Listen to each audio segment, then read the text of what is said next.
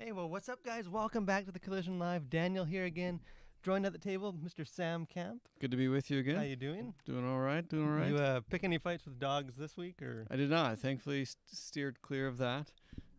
Managed to be a dog-free weekend. So, but we did hang out with the goats, so that was good. Yeah, that sounds like a fun weekend. Yeah. Well, speaking of goats, you actually, I don't know if you knew this or not, but you have several things in common with actor Chris Pratt. Oh. Besides just a godlike physical fitness, he Guilty. He owns goats. He owns a farm. He raises goats. I knew there was a reason I like that guy. Yeah, I maybe hold that personally against him, but speaking of people holding things against Chris Pratt, so he was in the news.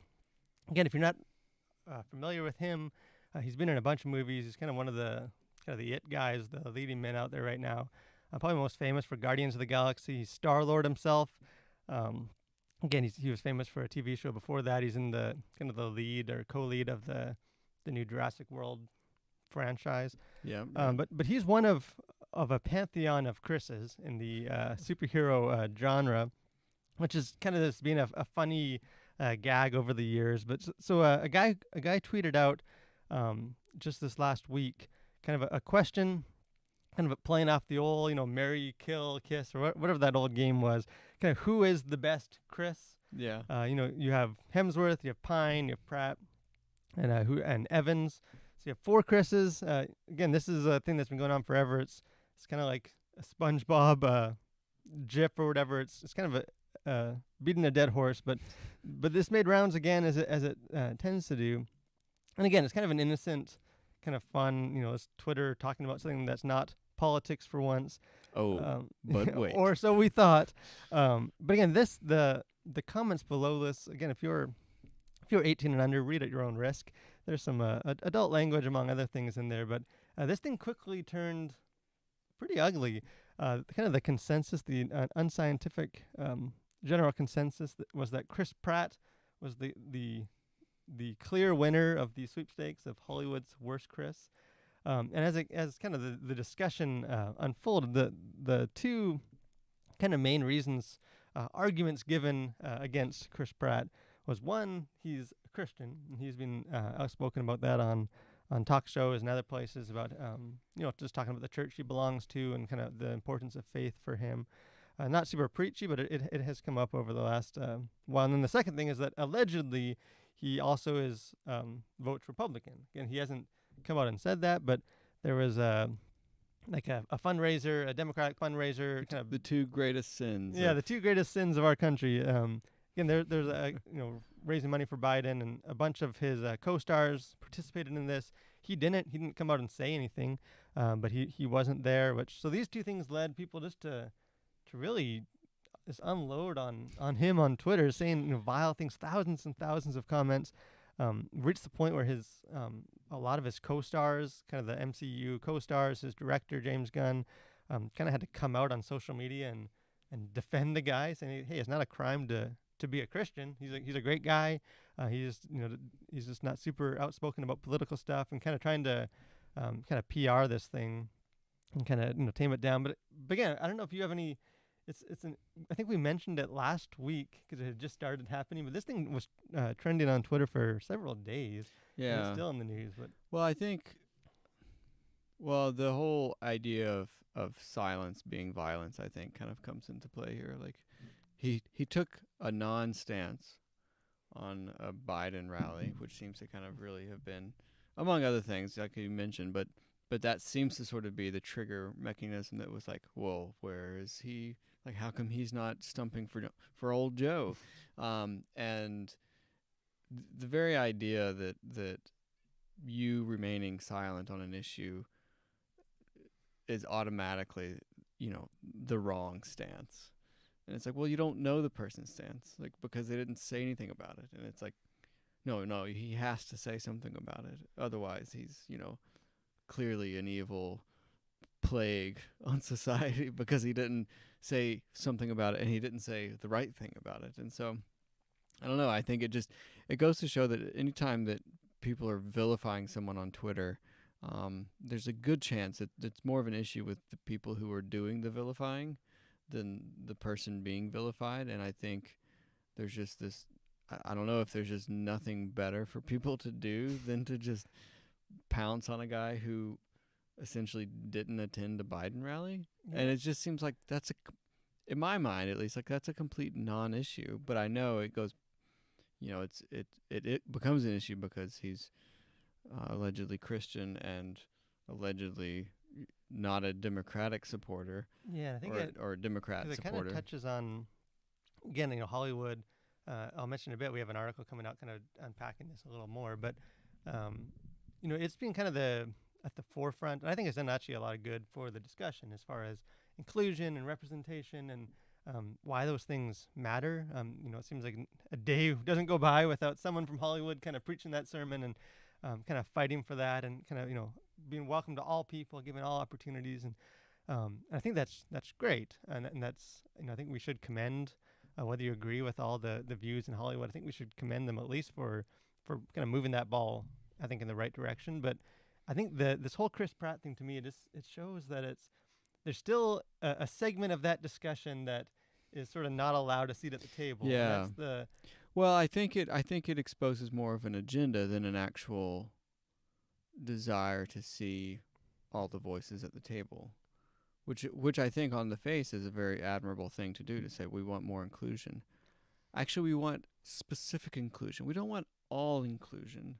We want our brand of inclusion. Well, it's the thought, because it's again, I'll share in the article I wrote on this, Yeah. but it's sort of like there's freedom. It's important to be different, to kind of look different. Whatever your skin color or your gender and all those things. We want all of people represented as long as you all think the same way. I think that's sort of what Hollywood is. It's we want everyone to have an equal voice and role and to be represented. Diversity in everything but thought. And again, it's interesting. I just actually shortly before we went live on this video, Matthew McConaughey was actually on the Joe Rogan podcast a couple of days ago. But I was just saw a clip and kind of was listening to some of that, and he's someone I didn't really realize that he's kind of a person of faith. I don't know his whole story, but he talked a little bit about that.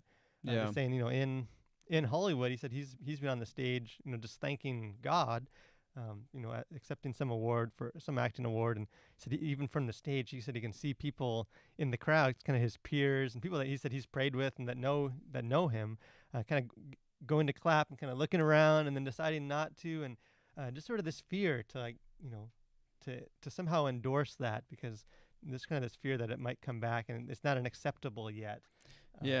Which is strange to me. Like I don't know what I don't know what's causing that, other than just hatred for anything to do with God and Christianity. Like what I'd be curious to know, your thoughts as well, those who are watching. What do you think is driving that sort of total rejection of anything faith-based, it seems, in Hollywood? Like, why is that such a no-no? Yeah, and just to kind of challenge that, because again, his co-stars, Chris Pratt's, came to his defense saying, hey, he's a great guy, and I think they should be commended for doing that. But again, they're kind of celebrating loyalty to a friend, someone that they know. I don't think it's necessarily an endorsement to that. Hey, we're all entitled to our opinions, and I think it's sort of the Supreme Court thing. You can rule very narrowly on this one subject, but not in a more broader sense. It's like, well, Chris is a great guy, but we don't endorse all Christians. But we know Chris. And I think it's an interesting. Again, this is a kind of an interesting time for us. If you go back, however many years, no one knew necessarily what celebrities thought. It's sort of this idea, can we, I guess in a broader sense, can we enjoy as Christians, or as anyone just in society, can we enjoy a movie or read a book or anything by someone who we disagree with? Because this seems to be, a lot of people saying, I guess, I can't believe it now. I didn't realize that Chris was this. I used to love Guardians of the Galaxy, now, but not anymore. Now I'm not going to be able to enjoy it. I have to give it up. And kind of this sense that, whether the stories or whatever, Yeah. whatever they're about. What do you think? Does it matter? Well, no, I don't think ultimately it matters. I think with maybe some notable exceptions, but I I think actors especially probably have the hardest time with this issue of divorcing the person from the art. So I think you can look back at writers and great books that have been written and still appreciated today, but who authored it was just a reprehensible person, um, but somehow they've stood the test of time. Whereas I think with if you're taking the long view of it, the more um, new idea of acting in on film, there is, because it's the actor themselves that is the art. I think maybe they have a harder time kind of being separate from who they are as a person. Although I think there's the argument to say they've always been sleaze bags, generally speaking, and that hasn't seemed to dampen their careers. And even just by, I guess, definition, they're acting. They're not. Yeah, They're not. Whether he's, say some guy is a racist, or he's a conservative or Christian, or he's an atheist, or whatever he is. You know, the person on screen is not it's not. them. Yeah. Well, I would think that because you're seeing that person in reality, I think maybe for people it's harder to divorce, like you in that film versus you standing in front of me, being a normal person or having your own views, because it's not like this person's painting is really nice, but yeah, he was a real jerk. Well, because you don't see that person in the painting, and so I think for most people it's easier to sort of separate the art from the artist. But I feel like with acting, sometimes it's not, because you're seeing that person. I don't know. Maybe I'm Yeah, off. and even just the like Twitter and all that. Like if you think of like when Star Wars came out, no one going into that with someone like Mark Hamill is thinking like, well, like it's a good story, but what does he what's his political policy or what's his faith? Where Right. now the newer ones, like Mark Hamill's very active on Twitter, very political on Twitter. There's just sort of more of an awareness, and I think as Christians, Definitely. if we weren't open to enjoying art made by people that we disagreed with, then we'd That really limit. yeah, the collision would be done because Well, it would just be such a like. It would be such a boring life, I think, if you like couldn't appreciate art. Like that seems so just wrong almost to limit yourself to only take in art with people that you agree with. I mean, yeah. that's very I don't know, very dogmatic territory to get into. And I think it just sort of shows that there is, I think with all the noise and stuff with Hollywood about inclusion, representation, and kind of this tolerance, I think this whole kind of debacle with Chris Pratt just shows that we really aren't, as tolerant as we think we are. And I think people say you see a lot of things on like social media about hey, just because we disagree doesn't mean we can't get along. And this is things like this just show that hey, for a lot of people, this is still true. That if you can't see a movie because one of the actors disagrees politically or religiously with you, then I think you just need to re-examine Yeah, yourself. you need to take some time offline um, and think about your priorities. yeah, which again, I encourage you to look up. Robert Downey Jr. Iron Man did an Instagram post kind of defending him, and that's basically what he said. Said, hey, if you're actually feeling this way, then you just need to delete your account and kind of do some soul searching, because there's something not right with this sort of that level of intolerance. Well, and I think again it just goes back to like everything is all out there all the time now, and so I think that just makes it more difficult. There aren't the traditional gatekeepers of media, so like you have direct access to all your favorite actors and musicians, artists, like politicians. There's I think there's just inevitably going to be this sort of just pandemonium from time to time, because it's all just sort of out there now, and there's not like you didn't have to wait in line to go make your opinions known to the actor. Like you could just tweet at them and say, yeah, you're dumb for what you believe or something. So in the democratization of sort of information and communication, I think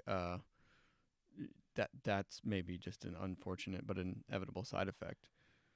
Yeah, again, that's I don't have a clever segue this week because I have the last I ruined my streak, but kind of along the lines of this increased access. Speaking of democratized Yeah, communication, yeah, going that one. But so our next kind of thing is in some ways similar to that as far as just sort of technology and the way that there's a level of engagement now with kind of prominent figures, kind of these communities to a level that I think even just like 10 years ago would be unthinkable. yeah, And here another thing that kind of was making news. I think this happened a day or two ago. But Twitch is kind of it's another social media if you're not aware of it. Another kind of social media platform. It's primarily for gaming streamers. hmm So people play video games.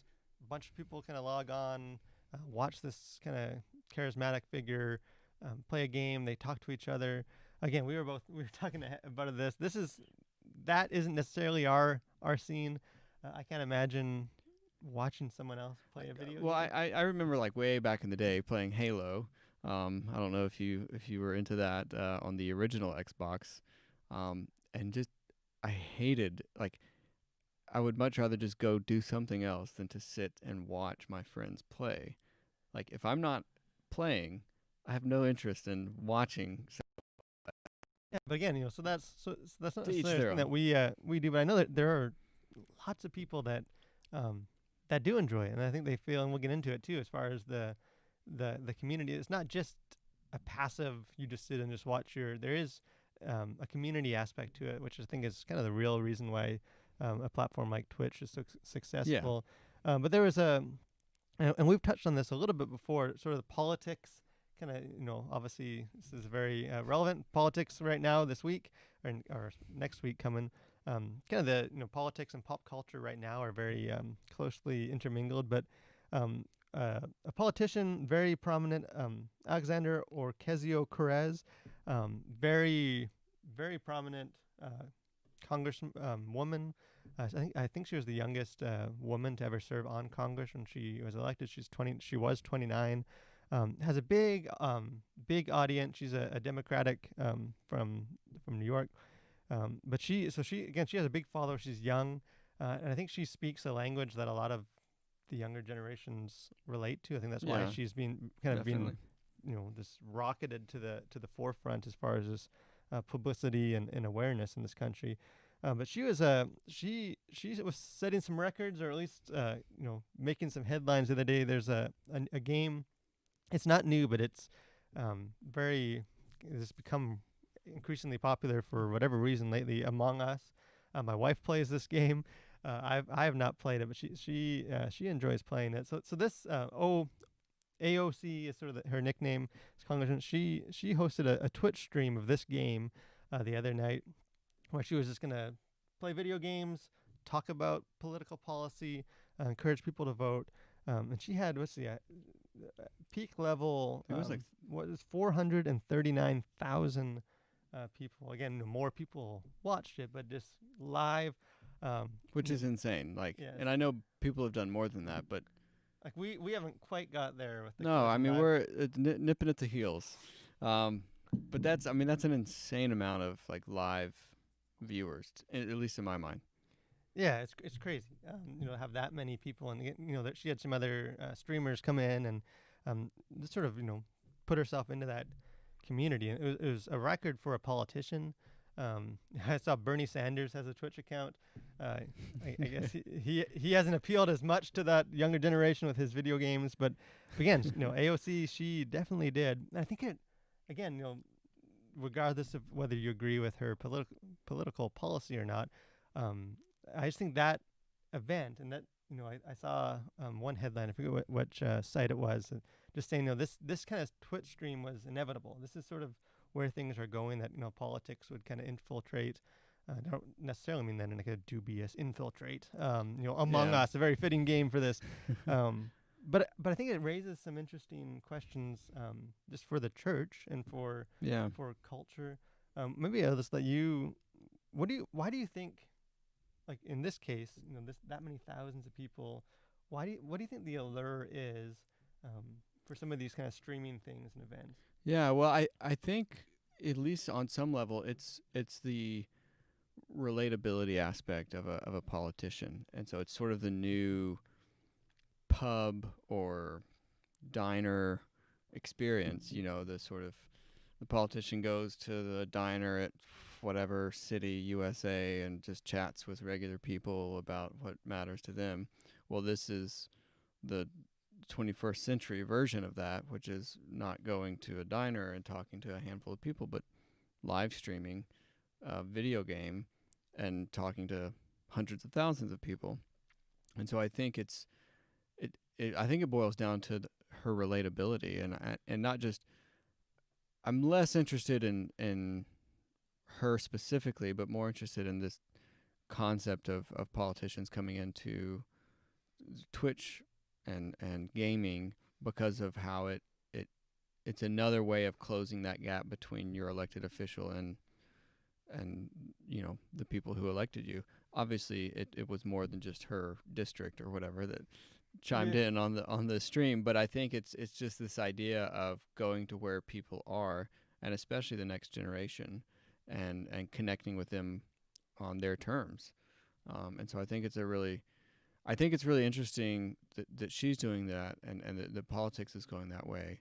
I think a natural evolution. But I think what's more interesting is, so if you think about um, the church is typically lagging behind, quite far behind culture in a lot of ways, instead of being at the forefront of it. And so it would be interesting to see um, what our church is doing in this new, especially COVID era, to engage with their congregation outside of just, hey, we're live streamed. Like, Yeah, and oh, it's that's nice, good for you. Like, so what's the next thing? because it's Um, like these communities again. It gets, I push back a lot about you hear, particularly the older people, kind of condemn the younger generations that they're, all they have their technology. They're just home watching Netflix and very antisocial now. Like back in the day, we used to go hang out at the mall and socialize. And again, I think oh, the there's mall. yeah, the mall. Remember those? Um, and there might be some truth in there, but this idea that kind of the younger generations are the first generation in human history to be antisocial is this kind of Yeah, a myth. And I think because the way they interact has changed, um, I think we don't maybe validate some of the interaction. But like I've often said, young people still hang out in person. The difference now is that because of technology, when they go home, they can still hang out. They can play these games. They have the community. right. There's a hunger. And again, I don't mean this in necessarily a negative way for these streamers or if you're into streaming, but in a sense, they're almost these like quasi-religious communities. Like you have Yeah, a very kind of charismatic figurehead. Um, he's kind of they're kind of the head of this, and kind of around them these communities of people that gather and right. kind of want to appreciate this person and kind of connect, find common ground, find this community. And like you're saying, there's definitely a hunger for that level of community. And I just like you were saying, that for the church, are we tapping in? Not necessarily in a, because there is the tendency to like, There's sort of here's a new avenue. We'll use kids like movies. Let's make a bunch of biblical propaganda movies. And I don't necessarily mean yeah. that, but in the sense that, is there a way that we can connect with people in their kind of sphere where they enjoy? Yeah, it's sort of going to where people are. Like, so where are they hanging out? And if it's on Twitch playing Among Us, then so what can you do to either be part of that or help foster those online communities among your own church? And I think the idea is that it's not that people are less interested in community now. It's just that the the the place where community happens is now online, as opposed to in the gym or at the mall or wherever. And so I think for a lot of people, it's just taking a lot of time to come to grips with the fact that there are very strong, healthy communities online, um, who are doing a lot of what maybe 10, 15 years ago would have been done, at you name the place, the mall or the gymnasium or you know, backyard barbecue or whatever. But it's happening online. And I think there's a tendency for older people, myself included, is to think that, well, you know, the internet isn't real life, right? Like that's, you know, that's a fun thing that you can do, but it's not reality. Where I think this next generation, it is actually the reality, and you know, the physical world is less real or less interesting to them than what they can do online in their avatar, essentially, whether that's gaming or just social media. And so I think you have to come to grips with that. I would say anyone who is heavily involved in online communities do take some time to be in nature and like go outside from time to time. Like that's good. I mean, you don't need to stop doing that, but I think what maybe the church misses sometimes is that there are in fact very strong communities online, and that can be formed online, that don't have to have sort of the same characteristics that you would expect like some sort of a church gathering to have. Yeah, because I think, and I've shared this story in you can see over my head, the When Worlds Collide book I wrote several years ago, where I remember I attended a new church. I just moved, and it was a big church, and I was in their youth group and in Sunday school, and they were talking about brainstorming like out how we're going to reach the community. And so we had a whiteboard, and they were, you know, I was new, I didn't share, I didn't want to be that guy.